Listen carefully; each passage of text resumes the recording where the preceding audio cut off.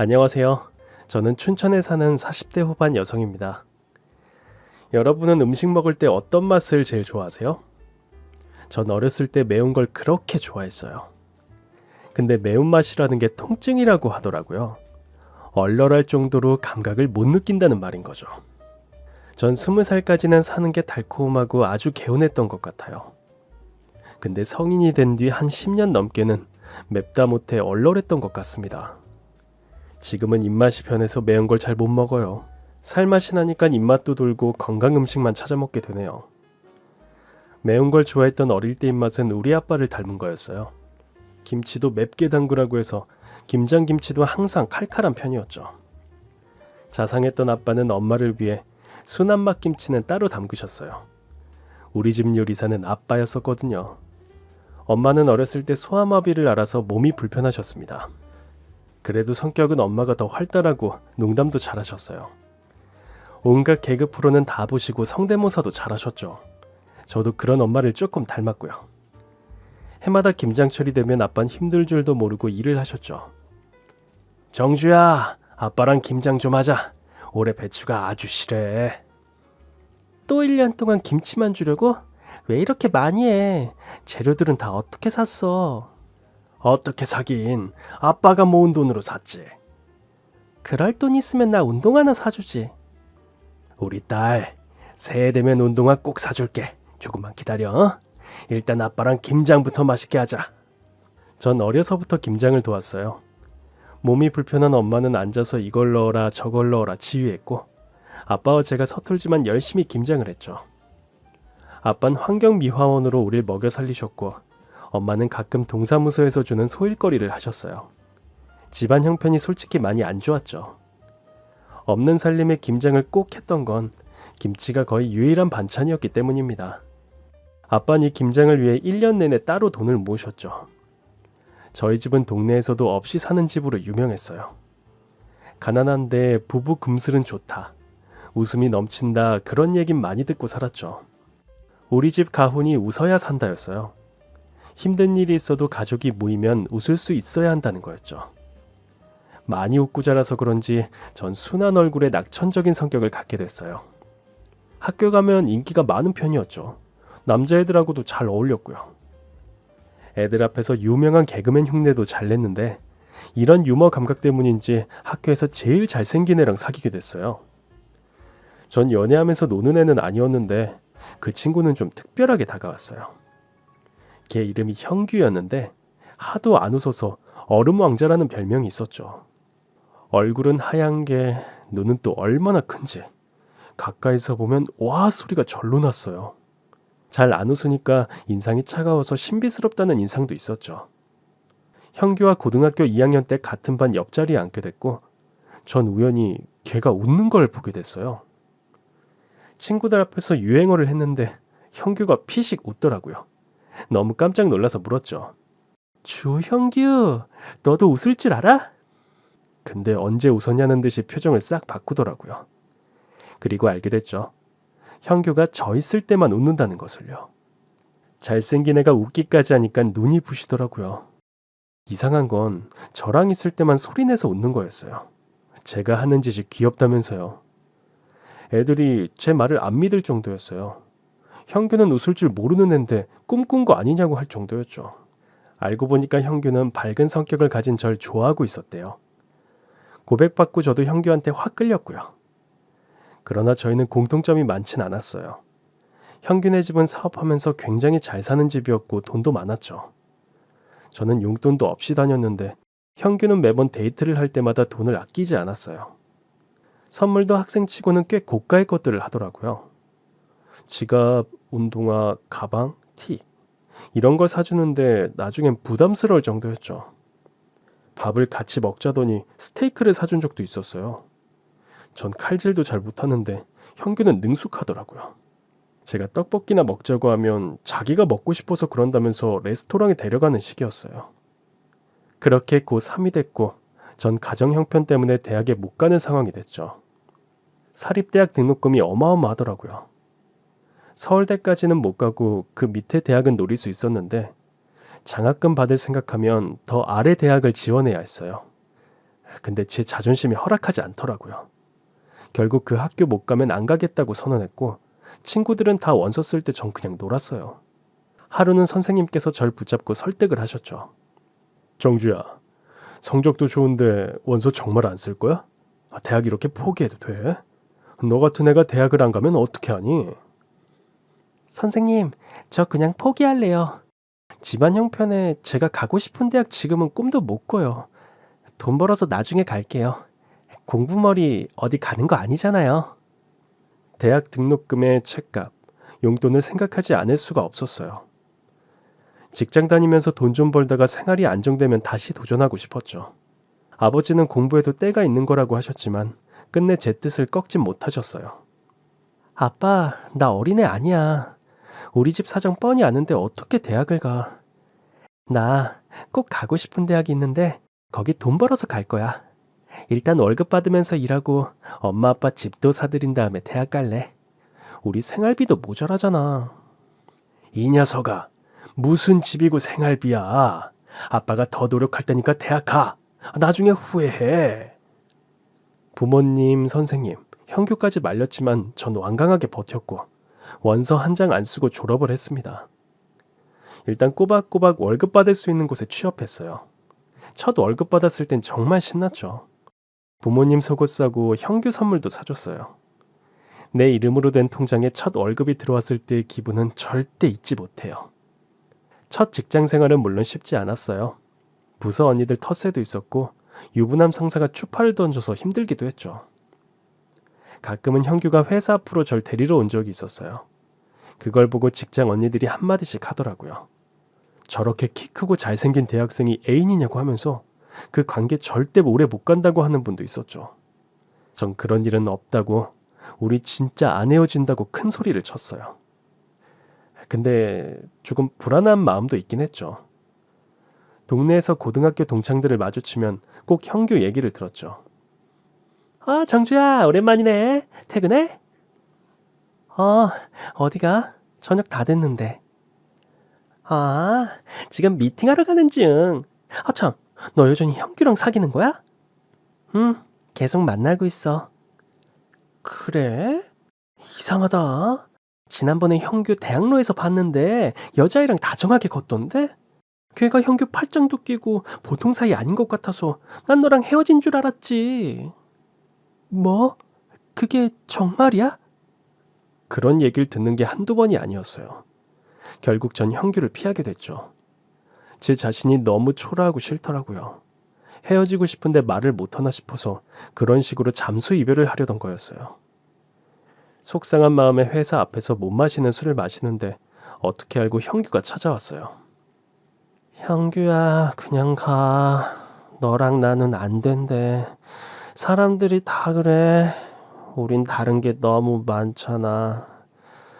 난 부잣집 아들이지만 난 가난하고, 넌 명문대 학생이지만 난 돈 벌어 집에 생활비 되는 처지고. 너 별명이 얼음왕자였던 거 알지? 너랑 난 왕자와 시녀, 아니 왕과 무술이 이런 거야. 그러니까 우리 끝내자. 나도 지쳤어. 정주야, 그게 다 무슨 말이야? 연락도 없이 이런 데서 혼자 술 마시고. 도대체 이유가 뭔데? 일어나자, 빨리. 넌 가. 대학로에서 팔짱 끼고 돌아다니는 그 애한테 가라고. 여긴 왜 온 건데? 나도 이별할 줄 알아. 쿨한 이별해주겠다는데 왜 안 가고 버티니? 그때 형규는 절 와락 안았고 자기한텐 저밖에 없다면서 울더라고요. 너무 깜짝 놀랐죠. 사귀면서 형규가 운 건 처음 봤거든요. 그날 밤 우린 함께 밤을 보내게 됐어요. 형규도 술을 마시게 됐고 둘 다 취해서 하룻밤 불장난을 벌인 거죠. 그리고 거짓말같이 전 임신이 되고 말았습니다. 형규에게 임신 사실을 알린 날, 당황한 형규 얼굴 보면서 우린 정말 끝났구나 했죠. 둘 다 20살, 너무 어렸어요. 결혼도 10년 뒤에나 하자고 했던 우린데 덜컥 애부터 가졌으니 큰일이 난 거였죠. 근데 형규 반응은 제 예상과 너무 달랐어요. 제 손을 꼭 잡으면서 고맙다고 하는 거였습니다. 고마워? 뭐가 고마워? 우리 큰일 났어. 이제야 진짜 내 가족이 생긴 것 같아. 정주야, 난 기뻐. 진심이야. 너 제정신이야? 우리 고작 20살밖에 안 됐다고. 그리고 새로운 사실을 알게 됐습니다. 형규는 오랫동안 바란 게 있었대요. 실은 지금 같이 살고 있는 엄마가 계모라는 것도 이때 알게 됐죠.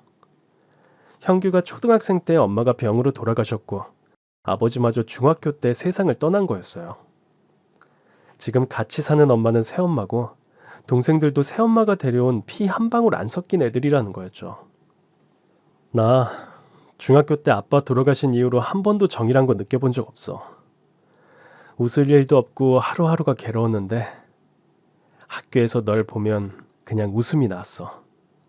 네가 개그 칠 때마다 웃었던 거 사실 나도 놀랐어. 귀여운 얼굴로 천연덕스럽게 개그를 하는데 그 순간만큼은 정말 좋더라.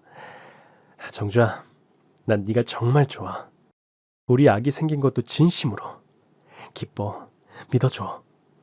알고 보니 형규는 아버지가 돌아가신 이후 계모 밑에서 학대를 받았던 거였어요. 너무 힘들고 괴로워서 웃음을 잃었던 거였어요. 형규야, 난 몰랐어. 그동안 왜 말 안 했어? 다 털어놓고 나한테라도 기대지. 너 진짜 바보구나. 그러니까 정주야, 헤어지자는 말 하지 마. 나 너 없으면 안 돼. 형규가 어루망자가 된 건 가정 환경 때문이었어요. 새엄마는 형규가 어리다는 이유로 집안 재산을 다 가로챘고 온갖 서름을 다 당한 것 같았어요. 굶는 건 예산일이었고 날마다 계모의 욕과 막말로 힘들었다는 거였죠. 고작 중3이었던 형규는 아버지마저 잃은 충격이 1차로 컸고 새엄마와 동생들의 구박과 학대에 2차로 큰 충격을 받았다고 했어요. 당시 미성년자인 형규가 할 수 있는 건 별로 없었다는 거였죠.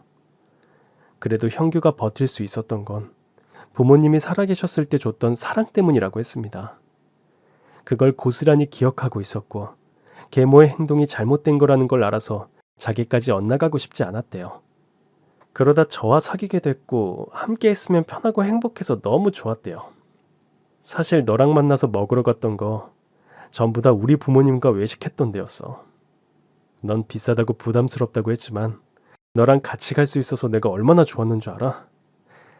이제 아기 태어나면 셋이 같이 가자. 고마워 정주야. 동갑내기 형규는 아기의 존재를 알게 된 그 순간부터 무척 믿음직스럽게 행동했어요. 저흰 서로를 더 믿고 사랑하게 됐고 아기는 뱃속에서 건강하게 자라줬죠. 문제는 돈이었습니다. 회사엔 입덧이 심해지면서 더는 못 가게 됐어요. 회사 언니들이 제가 헛구역질하는 걸 보고 눈치를 채더라고요. 어느 날 형규는 저한테 폭탄 선언을 했어요.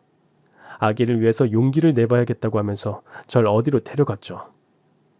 그곳은 형규가 새엄마와 살던 집이었어요. 아기 생각해서 해볼 수 있는 건 다 해봐야지. 우리 아버지 집, 재산, 땅 모두 새엄마가 가져갔어. 그거 조금이라도 줄 수 없는지 말해보려고. 나 분명히 기억해. 성인 되면 나한테 일부 돌려주겠다고 약속했던 거. 자기도 사람이면 죽으면 양심의 가책이 있겠지. 전 형규만 믿고 그 집으로 들어갔어요. 정원부터 대단했습니다.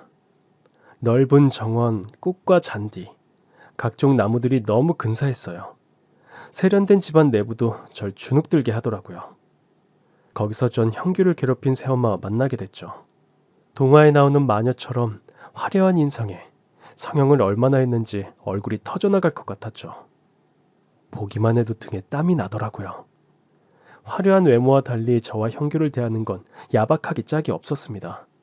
첫 마디부터 이랬어요. 너 여기가 어디라고 여자애를 데려와? 내가 소문을 듣긴 들었다. 어디 찢어지게 가난한 집애랑 사귄다더니 얘야? 말 조심하세요. 제가 결혼할 여자한테 그런 말씀을 하시면 어떡해요? 결혼이 장난이니? 마음대로 해. 하든지 말든지. 결혼하고 여자랑 살림 차릴 거면 여긴 왜 왔어?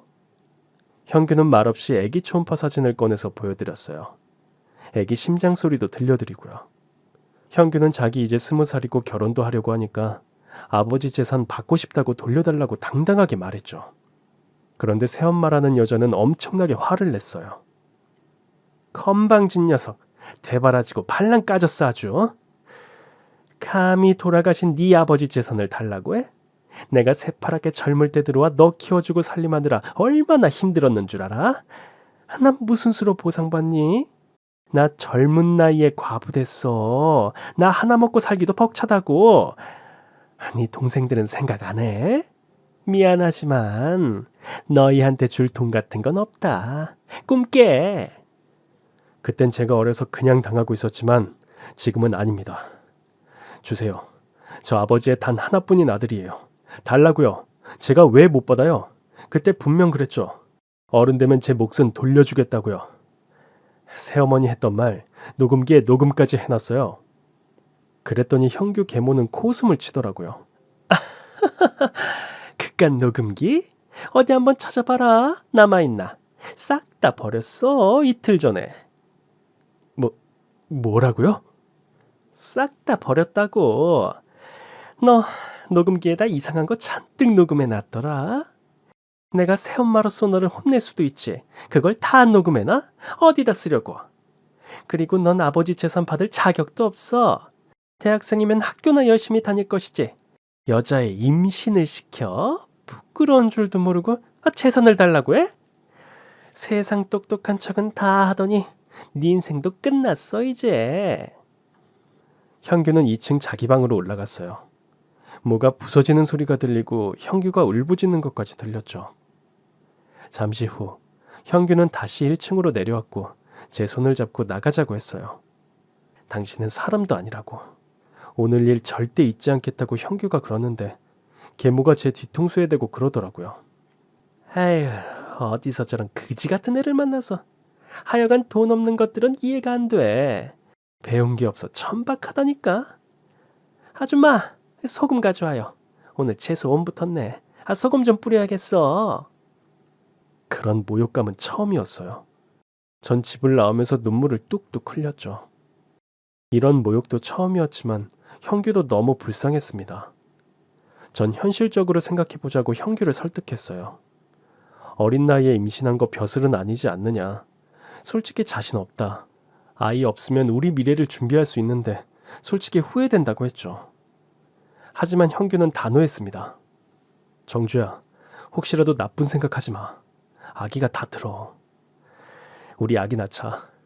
낳아서 예쁘게 키우자. 우리 아직 젊잖아. 나 너랑 아기 위해서라면 무슨 일이든 할 수 있을 것 같아. 정말 형규는 대학을 포기하고 돈을 벌기 시작했어요. 닥치는 대로 일용직부터 중국집 배달, 청소 아르바이트까지 가리지 않고 하더라고요. 1년이 지나 예쁜 아들을 낳게 됐습니다. 이름은 태민이로 지었어요. 아기만 보면 안 먹어도 배가 불렀죠. 저흰 그 사이 혼인신고도 하고 법적인 부부가 됐죠. 사진관에서 예쁘게 사진도 한 장 찍었어요. 남편은 일당이 센 막노동에 나섰고 전 집에서 부업을 쉬지 않고 했어요. 아들 태민이를 위해 못할 게 없었죠. 20살, 어린 엄마 아빠는 아기를 낳고 슈퍼맨, 슈퍼우먼이 된 것 같았어요. 태민이가 세상에 나온 후 3년 동안은 가난해도 많이 웃고 행복할 수 있었어요. 그런데 저희 집에 큰 불행이 닥쳤습니다. 상상도 못한 일이었어요. 전 태민이를 업고 장을 보러 갔다가 한 통의 전화를 받게 됐어요. 분명 남편의 전화였는데 모르는 남자 목소리였어요. 누구세요? 죄송합니다. 형규 지금 응급실에 있어요. 네? 응급실이라뇨? 왜요? 아저씨, 거기 어딘데요? 우리 남편 다쳤어요? 왜요? 미친 듯이 응급실로 달려갔지만 형규와 눈을 마주칠 수도 대화를 나눌 수도 없었습니다. 공사장에서 막일을 하던 제 남편은 커다란 기계가 떨어지는 사고를 당했고 그 자리에서 숨을 거둔 거였어요. 말도 안 돼요. 오늘 아침까지 살아있었잖아요. 이럴 리가 없어요, 의사 선생님. 우리 태민 아빠 살려주세요. 제발요. 새벽에 집을 나설 때 저와 태민이를 안아주고 뽀뽀까지 해준 남편이 오후도 안 됐는데 숨지다니 믿을 수가 없었어요. 전 하얀 시트로 덮인 남편을 붙잡고 오열했습니다. 그 뒤에 벌어진 일은 더 끔찍했어요. 남편을 잃은 충격도 큰데 작업 반장과 회사 관계자들은 사고를 덮기만 급급했죠. 다들 입을 맞춰서 사고 보상금도 받지 못했어요. 3일치 일당이라고 주는데 기가 막혔습니다. 친정 부모님도 큰 충격을 받으셨고요. 새엄마한테 이 소식을 알렸지만 장례식장에 그들은 코빼기도 안 비췄죠. 형규를 그렇게 잃고 며칠은 제정신이 아니었어요. 쓸쓸한 장례식을 치르고 어리 빠져 있는데 아빠마저 쓰러지셨어요. 한마디로 슬퍼할 시간도 없었어요. 저 혼자 아빠 병원비와 생활비, 집세를 감당하기가 너무 힘들었습니다. 어쩔 수 없이 아기를 업고 시어머니한테 갔습니다. 전 울면서 빌었어요. 남편이 그렇게 가버리고 태민이랑 살 길이 막막하다고 조금만 도와달라고요. 남편이 불쌍하지도 않냐고 호소했지만 돌아오는 건 한심하다는 눈빛, 차가운 말뿐이었어요. 그러면서 저한테 집을 치우고 가라고 하는 거였죠. 오늘 우리 도우미 아줌마가 일이 있어서 못 나왔거든? 1층, 2층 화장실 4개랑 주방 청소 싹 해놓고 거실도 먼지 한 톨 없이 청소해놔. 너 일하는 거 보고 돈 줄지 말지 정할 테니까 요령 부리지 말고 제대로 해. 전 마지막 희망을 걸고 열심히 청소를 했어요. 애가 울면 업었다가 괜찮으면 내려놓고 재우면서 한나절을 꼬박 일했던 것 같아요. 해가 질 때쯤 일이 끝났고 전 남편 새엄마한테 갔습니다. 일 다 끝났는데요. 그래, 가봐. 네? 그냥 가라고요? 못 들었어? 우리 외식할 거니까 가보라고. 아니, 저 어머니 돈 주셔야죠. 돈은 무슨... 몇 년이지만 형규 내가 먹이고 입혀서 키웠다. 너랑 만나서 그렇게 되지만 않았어도 싫든 좋든 나한테 엄마 소리 하면서 살았을 애야.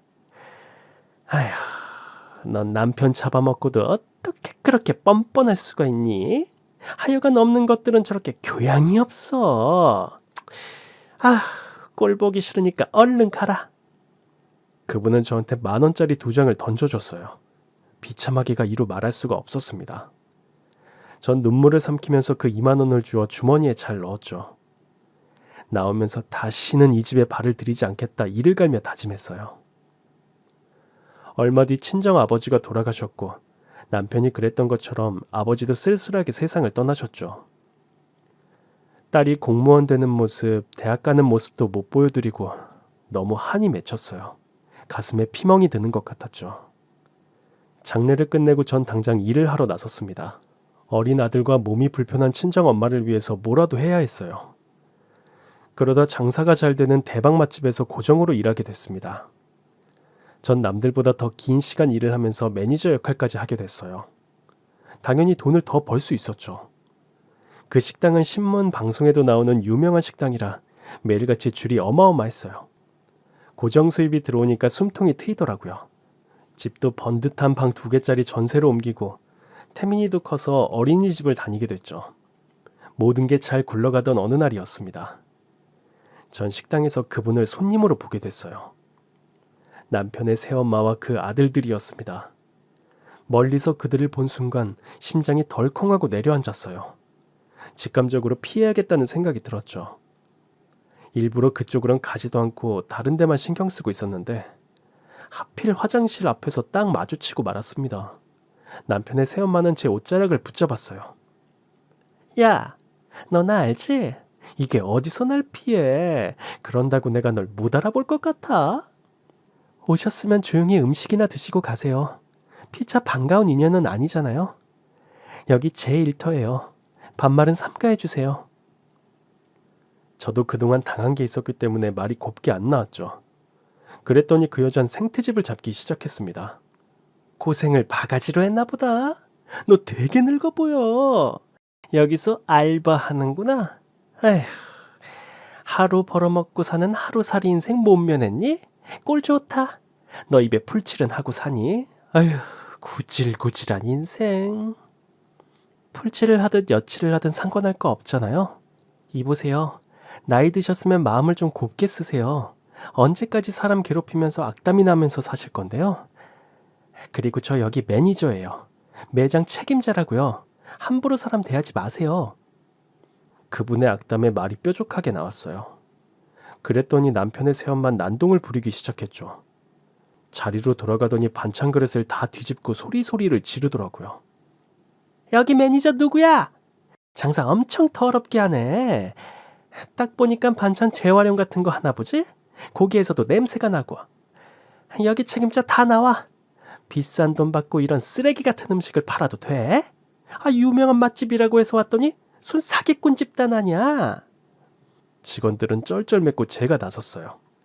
손님 진정하세요. 사장님 지금 자리에 안 계세요. 주방 한번 가보실래요?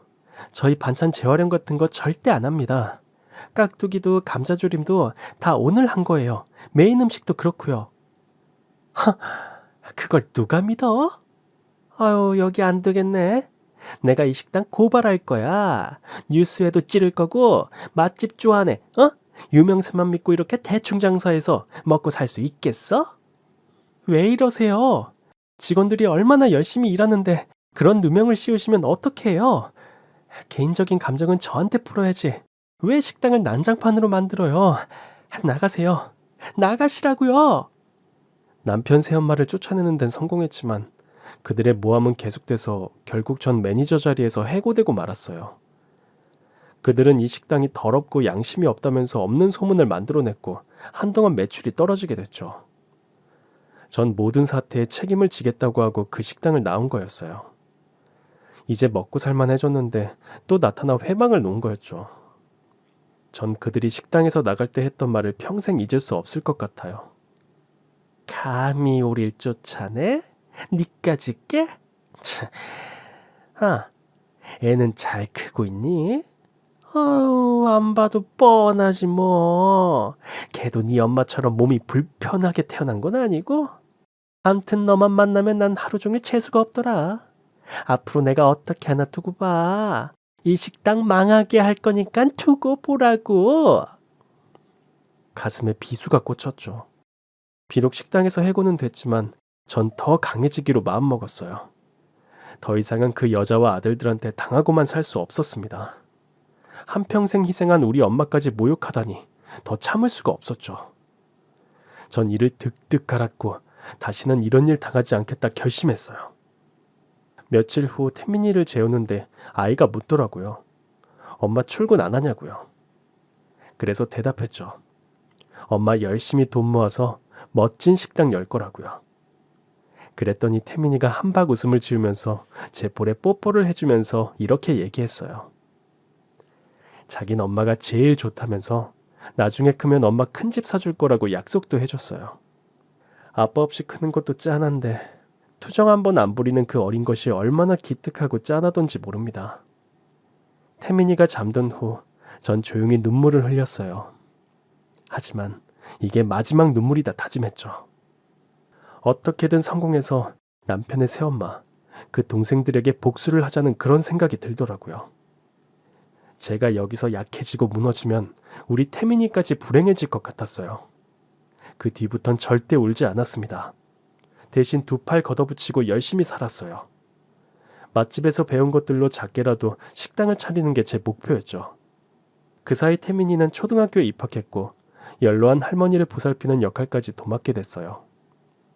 일찍 철이 든 것 같아 마음이 아팠지만 착한 제 아빠를 생각하면 태민이가 그러는 게 당연하다는 생각도 들었죠. 시간은 흘러 정말 식당을 개업하게 됐고 장사는 진짜 잘 됐어요. 몸은 고돼도 돈 버는 재미가 너무 쏠쏠해서 신나게 일을 했던 것 같습니다. 작게 시작한 식당을 2번이나 넓히게 됐고 제 나이도 40이 되어갔습니다. 그 사이 친정어머니는 돌아가셨고 40줄에 들어서니 우리 태민이도 거의 성인이 됐죠. 조금씩 제 삶도 안정돼 갔어요. 죽기 살기로 노력하다 보니 이런 날도 오는구나. 여유를 갖고 돌아볼 수도 있었죠. 장사를 하면서 단골들이랑도 친해지고 주변 상인들분과도 친분을 쌓았는데 하루는 이런 얘기를 들었어요. 남편이 어릴 때 새엄마한테 아버지 재산을 다 빼앗겼다. 그래서 태민이랑 고생을 많이 했다는 사연을 듣더니 소송을 해보라는 거였죠. 이제 먹고 살만해졌으니까 좀 알아보면 어때? 그때 죽은 남편이 어리고 뭘 몰라서 다 뺏긴 거잖아. 엄연히 친자인데. 남편 유산 이제라도 소송 통해서 받을 수 있지 않을까? 시간이 이렇게 지났는데 그게 가능할까? 내가 아는 변호사 있는데 한번 가볼래? 상속, 유산 부분에서 아주 유명해. 그렇게 전 변호사를 소개받아 상담을 갖고 뜻밖의 말을 듣게 됐어요. 변호사는 전후 사정을 자세히 알아보더니 받을 수 있는 돈이라고 하더라고요. 소송을 걸게 되면 들게 될 시간과 비용까지 설명을 듣고 사무실을 나섰습니다. 그 길로 남편이 살던 그 집을 찾아갔어요. 오래전의 기억으로도 찾아갈 수가 있었죠. 가는데 눈시울이 자꾸 뜨거워지더라고요. 남편과의 추억이 생각나 아련하기도 하고 마음이 안 좋았죠. 갔더니 남편 새엄마와 동생들은 이사가고 새 주인이 살고 있더라고요. 부동산에 물어보니까 이사 나간 것도 꽤 됐다고 하더라고요. 전 고민에 빠졌습니다. 소송을 하면 다시 남편 새엄마를 봐야 하는데 그분한테 들었던 막말과 모욕이 또다시 떠올랐어요. 남편의 재산을 찾는 과정에서 다시 그 모욕을 겪으려니 자신이 없더라고요. 제가 고민된다고 하니까 친구가 저한테 이런 말을 해줬어요. 태민 엄마, 지금 이렇게 잘 사는데 긁어부스럼 만들 건 뭐 있어. 소송 재판이란 게 어떻게 해도 진흙탕 싸움인데 감당할 수 있겠어? 억울한 부분도 있지만 난 포기했으면 좋겠네. 자기 소송 때문에 스트레스 받아서 쓰러지기라도 하면 태민이는 어떡해? 식당 직원들은 또 어떡하고? 듣고 보니 일리가 있는 말이었어요. 태민이도 그렇고 전 지금 큰 식당의 대표였죠.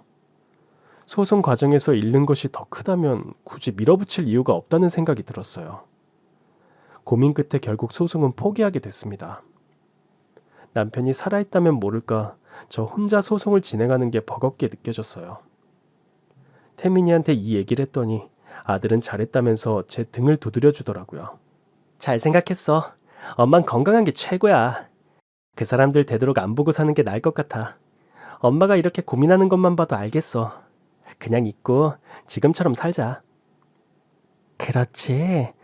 돈도 돈이지만 마음 편한 게 제일이지? 느낌인데 아빠도 크게 바라진 않을 것 같아. 잘 생각했어, 엄마. 힘든 일에 절 위로도 하고 격려도 해줄 만큼 아들 태민이는 훌륭한 청년으로 자랐어요. 아들은 20살이 되자마자 특전사에 입대했고 훈련도 잘 마치고 나왔죠. 사실 태민이는 대학에 가는 걸 고민하고 있었어요. 고등학교 때 진로를 정하면서 태민이는 엄청 고민하더라고요. 자기가 하고 싶은 게 뭔지 확실히 모르겠다고 해서 시간을 더 가져보라고 했죠. 아들은 군대부터 다녀오겠다고 했고 특전사로 갔어요. 아들을 군대 보내고 참 허전했죠. 그렇지만 자기 소신대로 살겠다는 태민이가 기특했어요. 다행히 이젠 경제력이 돼서 태민이 대학 보낼 돈은 다 준비해놨기 때문에 조바심도 없었습니다. 제대하고 나온 태민이는 더 멋진 청년이 돼 있었죠. 나오자마자 엄마인 저를 꼭 안아주는데 남편 생각이 얼마나 났는지 몰라요. 이렇게나 씩씩하고 늠름한 아들을 혼자 보기 아까웠습니다. 그런데 전역한 뒤 며칠 후 아들은 뜻밖의 일로 사람들의 주목을 받게 됐어요. 한밤중에 집에 오는 길이었대요. 술도 깰 겸 한강 다리를 걸어서 건너는데 취객이 비틀거리더니 글쎄 다리 위로 몸을 날리려고 했다는 겁니다. 그걸 보고 태민이는 취객에게 달려들었고 그 사람이 다리 밑으로 떨어지는 걸 간신히 막을 수 있었대요. 그 장면이 지나가던 차의 블랙박스에 찍혔고 그게 온라인상에 공개돼 버린 거였죠. 반응이 엄청났고 곧 매스컴에서 우리 태민이를 찾기 시작했어요. 아들은 고민하다가 딱 한 곳의 방송사와 인터뷰를 했는데 그때부터 더 난리가 나게 됐죠. 우리 태민이의 외모로 화제는 더 커졌어요. 훈훈한 외모와 큰 키, 훤칠한 모습에 갑자기 연예 기획사에서 연락이 오기 시작했어요. 처음엔 당연히 장난인 줄 알았습니다. 사기인 줄 알고 오해도 많이 했고요. 그런데 아니었어요. 식당엔 유명 기획사에서 사람들이 와서 진을 치고 있었죠. 모델 제의가 가장 많았어요. 전 그분들한테 정성껏 밥은 해드렸지만 태민이 일에 감나라 배나라 하고 싶진 않았어요. 아들과 직접 이야기해보시라고 했죠. 어머니께서 말 좀 잘해주세요. 저희 베스트 기획인데 유명 모델들 다 저희 식구거든요. 태민군 그런 얼굴이랑 분위기 정말 흔치 않아요. 여기 명함에 제 폰번호 보이시죠? 꼭 좀 전해주세요. 아이, 김 팀장 이러기야?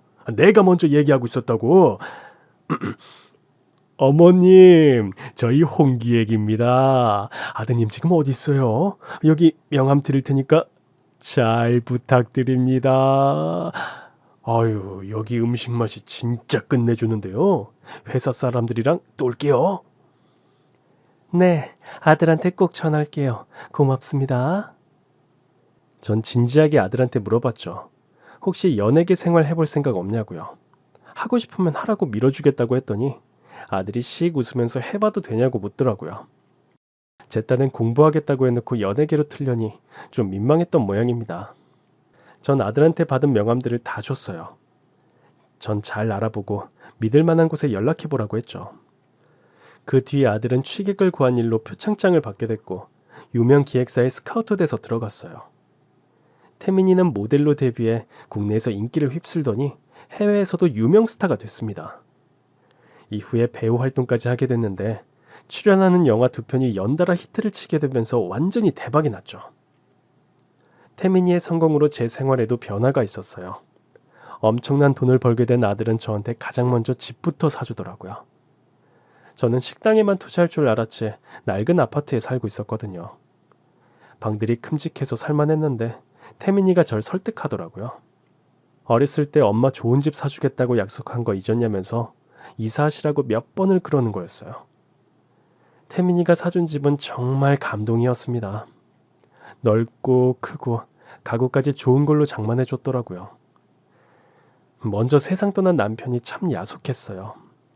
이런 날도 오는데 뭐가 그리 급해서 일찍도 갔는지 많이 그립더라고요.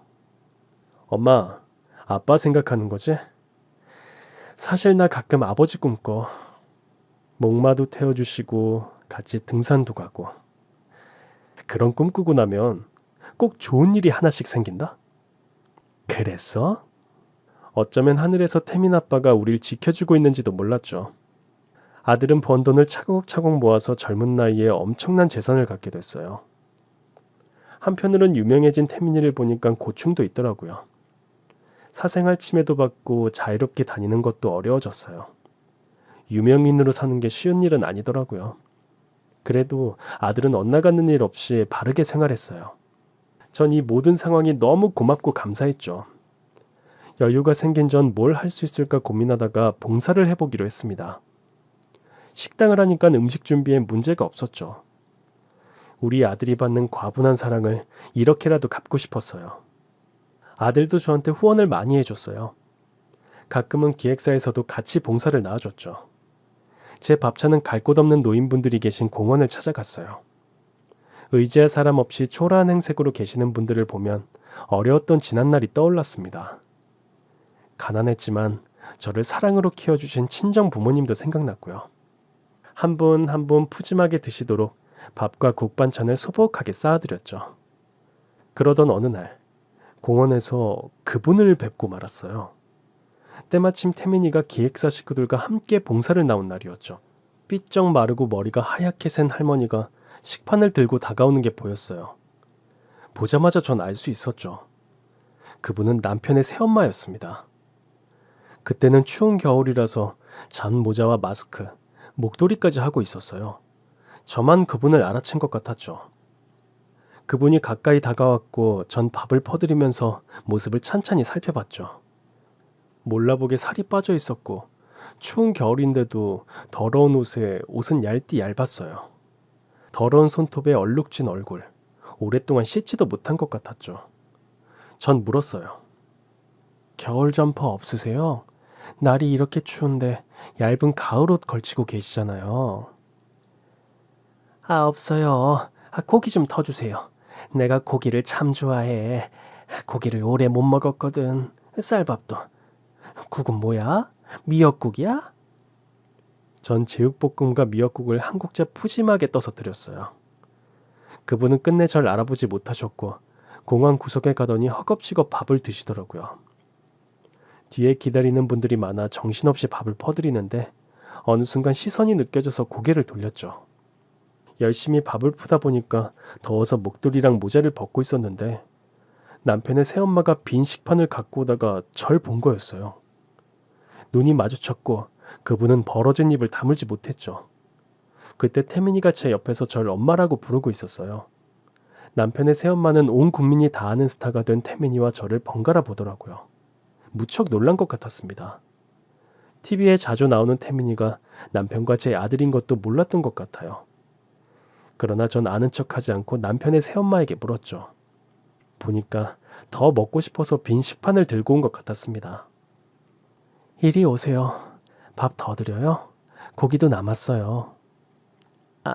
아니요. 이제 상관없어요. 그분은 알 수 없는 말을 중얼거리더니 식판을 바닥에 던지고 막 뛰기 시작했어요. 오랫동안 노숙을 했는지 뛸 힘도 없었던 그분은 곧 넘어졌고 저한테 붙잡혔죠. 한때 저한테 온갖 모욕을 주었던 남편의 새엄마는 힘없이 길가에 넘어진 채 절 올려다봤어요. 너 맞냐? 네, 일어나세요. 제 손 잡으세요. 됐다.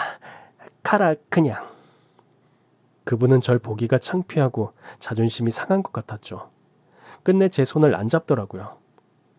이렇게 살려고 나한테, 형규 씨한테 그렇게 모질게 굴었어요? 내가 그랬냐? 왜 모른 척해요? 다 기억하시잖아요. 어때요? 돈 없이 살아보니까 어떠냐고요? 미안하다. 내가 잘못했다. 뭐가 미안해요? 난 당신한테 진심 같은 마음 있다고 생각 안 해요. 갑자기 남편의 새어머니가 제 바지를 잡더라고요. 너 잘 산다며? 아들도 유명해졌다며? 제가 우리 형규 아들이냐? 저 유명한 총각이 네 아들이었어? 보다시피 난 아무것도 없다. 그 짓꼴을 못 면하고 살아. 나 한 번만 살려다오. 너 돈 많다면서. 응? 나 방 한 칸 구해줄 수 없겠냐? 내가 진짜 잘할게. 형규한테 내가 모질게 한 건 맞지만 잘해준 적도 많았다. 하늘에 있는 형규 나중이라도 떳떳하게 보려면 나 방 한 칸 좀 해다오. 그 순간 전 뚜껑이 열리는 것 같았죠. 그 옛날 남편 잃고 태민이 없고 그 집에 찾아갔던 게 생각났어요. 남편 잃은 젊은 저한테 하루 종일 일 시키고 달랑 2만 원 주면서 내쫓았던 게 기억이 나더라고요. 전 주머니를 뒤져 그분한테 10,000원짜리를 몇 장 옆에 놨습니다. 택도 없는 소리 마세요. 제가 한 번만이라도 도와달라고 할 때 우리 엄마 욕보이면서 달랑 2만 원 주고 내쫓았죠? 그런 기억은 잊혀지지도 않네요. 하나하나 다 기억나요. 제가 당신을 돌볼 의무는 없는 것 같네요. 여기 돈 있으니까 이걸로 겨울옷이라도 하나 사 입어요. 길에서 얼어 죽지 않으려면. 그리고 우리 태민이한테 아는 척 하지 마세요. 태민이 그쪽이 나랑 형규 씨한테 한 행동 다 알고 있어. 망신 당하지 않으려면 여기서 조용히 물러나요. 돈 좋아하고 남 망하는 거 즐기던 남편의 새엄마는 끝내 제 얼굴을 보지 못했습니다. 칼바람이 부는 날 길바닥에 고개를 숙인 채 죄인처럼 있었죠. 태민이가 절 부르면서 무슨 일인지 물었어요. 아니야. 옷을 너무 춥게 입으셔서 엄마가 돈 좀 드렸어. 기다리는 분들 많으니까 얼른 나눠드리자. 가자 태민아. 전 다시 밥차로 돌아와 열심히 봉사를 하고 그곳을 떠났어요. 차에서 보니까 남편의 새엄마는 어디론가 사라지고 없었죠. 미성년자였던 남편의 재산까지 다 가로채고 떵떵거리며 살던 남편의 새엄마는 비참한 노후를 보내고 있었습니다. 타인에게 모질게 군 결말은 이런 것이었나 씁쓸하기도 했어요. 말년의 시어머니를 보니 인생이 불쌍하다는 생각이 들었습니다. 들리는 소문으로 그분의 노후는 비참할 수밖에 없더라고요. 자식 농사도 다 망치고 뿔뿔이 흩어져서 살고 있대요. 돈만 밝히던 시어머니는 자식들과 며느리한테 거의 내쫓긴 거나 다름없었습니다. 아들들도 도박, 사기 같은 걸로 인생 종쳤다고 하더라고요.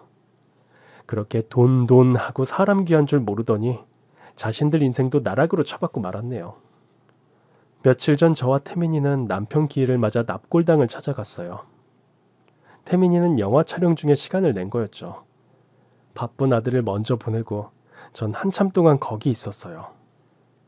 여보, 아니 형규야, 이렇게 부르니까 우리 17살 때 생각나네. 이제 우리 아들 태민이가 벌써 27이 됐어. 하늘에서 보고 있지? 얼마나 멋지게 자랐는지 몰라. 당신이 그때 그랬지. 소중한 생명 꼭 낳아서 예쁘게 키우자고. 나 그 약속 지켰다. 우리 태민이 앞으로도 잘 돌봐줘. 난 숙제 다 마치고 갈게. 그 뒤 1년쯤 지나 남편의 새어머니, 노숙자로 근근히 살아가던 그분의 소식을 듣게 됐어요. 밖에서 지내다 병이 들었고 노숙자 쉼터에서 홀로 외롭게 돌아가셨다는 얘기였습니다. 참 불쌍한 인생이었어요. 전 아픈 기억 다 잊고 지금 열심히 살고 있어요. 식당도 잘 되고 있고 태민이도 배우 모델 활동하면서 승승장구하고 있죠. 인생에 다양한 맛이 있다면 전 그걸 골고루 맛보고 싶어요. 한때 너무 힘들어서 삶 자체가 고통이었을 때도 있었지만 지금은 아닙니다. 확실한 건 가족과 함께 열심히 살다 보면 꼭 좋은 날이 올 거라는 거예요. 여러분도 혹시 지금 힘드신 분이 계시다면 용기 내셨으면 좋겠습니다. 감사합니다.